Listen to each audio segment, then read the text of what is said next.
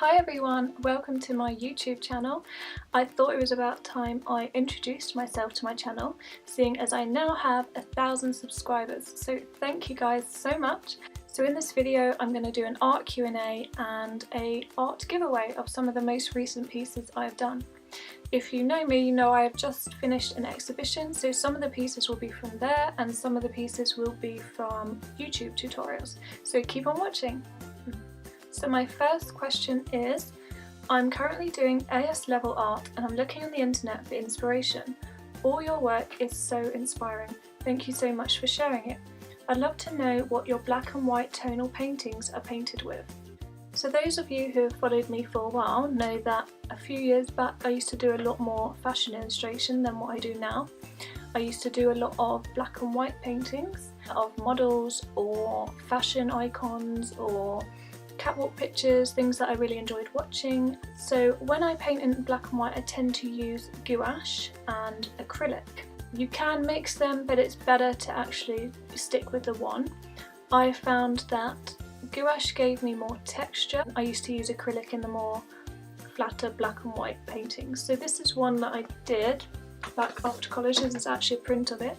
So you can see that there isn't really too much texture in the painting. It was quite flat, but it gave really good coverage. I only had to do one layer of the black to get this good coverage, and also it was really good for blending because obviously acrylic is water based, so you can mix it up a bit more easier, and also gouache you can mix with water as well. Right, question number 2 is from Kamina on Twitter, which says, how long have you been doing painting? How long have you been painting for? So pretty much I started painting probably from about the age of 6 or 7. I always loved drawing. Drawing was my thing when I was a child. I used to trace a lot, so if you have got kids, a good idea to get them to start drawing is a lot of tracing, because they're getting used to the lines, they're getting used to shapes and where the eyes are, where the nose are, where the mouth is. So I used to love doing tracing, and then I went on to painting probably a couple years after, but really I started using my talents more when I went to college because I studied fashion. Before then I did do an art GCSE, but I didn't really experiment so much with the art. So yeah, I've been painting for quite a while now. So question number 3 is from Rolando C at Lucky Prolific on Twitter, and he has asked, from where you first started, how would you describe how you have evolved as an artist, and how is your personality reflected within your work? Well, that's a good question. Okay, so to the first part of the question, how have you evolved as an artist? As I said in my last question, when I was at school I didn't really experiment much with art. I kind of just did the whole shading, I did a bit of colouring, I did a bit of landscapes, but I didn't really delve into what I really wanted to do, which was portraits and fashion illustration, and I didn't do any abstract work, which I would have loved to have tried. So going on to college and university, I did evolve as a fashion illustrator. I tried quite a few more techniques. I worked more with pens and pro markers. I did things like marbling, screen printing, fabric painting, so a lot more techniques I learned at fashion college. However, even then I didn't delve so much into the abstract world. I kind of stuck in my niche. But more recently I've been going into resin art. You can have a look on my channel and see the kind of things that I have been learning. But yeah, that's just me evolving, learning new techniques, learning new skills. There's so much more that I can still learn as an artist, and I think the internet is just such a great way of all of us as a community teaching each other new tips. The whole resin art I've taught myself completely from YouTube. I haven't gone to any classes, I haven't read any books about it, I've solely learned off YouTube. So that is a great way of learning new techniques, and that's how I've evolved as an artist. The second part of the question, how is your personality reflected within your work? In terms of my personality, I mean, I'm not a really bold, loud person, so I guess that doesn't reflect in my art.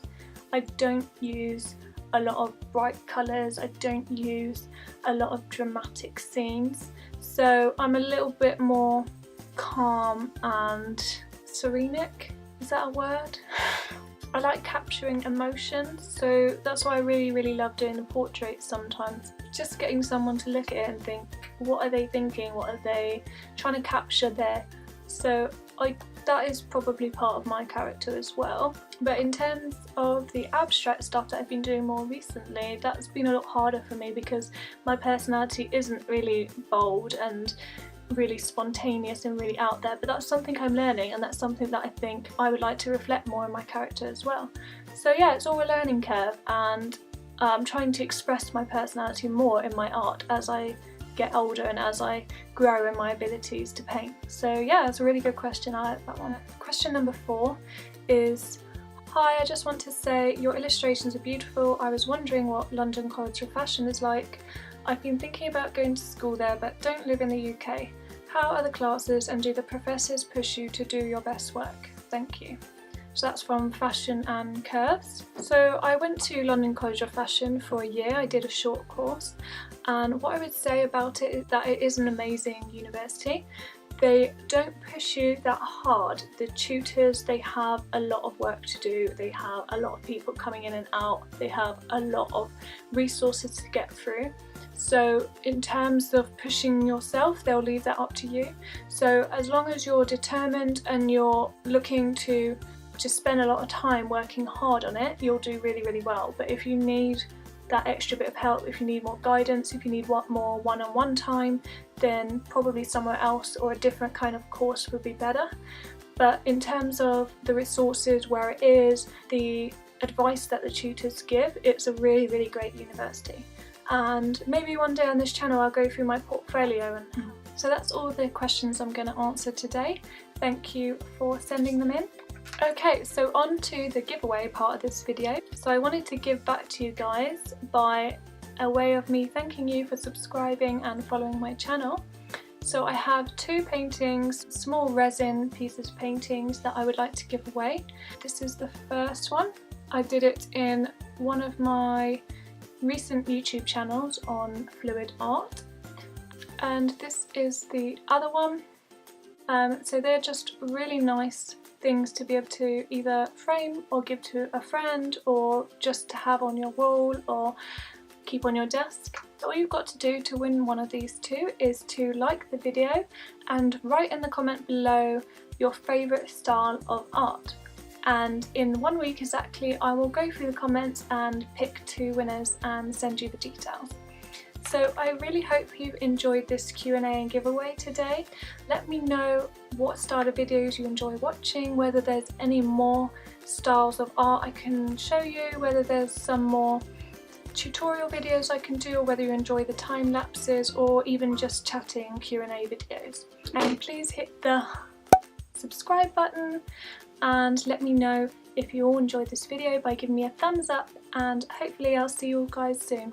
Bye!